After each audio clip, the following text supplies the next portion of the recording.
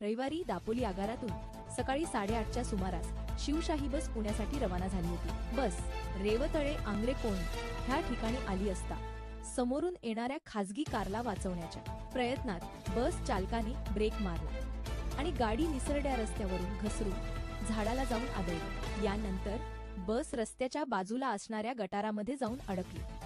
बसमधून 31 प्रवासी प्रवास करीत होते, मात्र यातील 2 प्रवाशांना गंभीर स्वरूपाची दुखापत झाल्याने त्यांना महाड ग्रामीण रुग्णालयात हलविण्यात आले आहे। इतर प्रवाशांना किरकोळ स्वरूपाच्या दुखापती झाल्या असून त्यांना दुसऱ्या एसटी बसमधून महाड येथे स्थलांतरित केले आहे।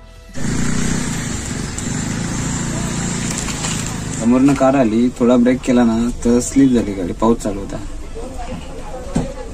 रस्त्यामुळे। हा,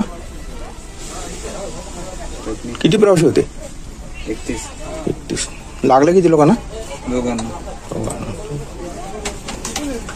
दापोलीवरनं किती वाजता सुट्टे? 8:30।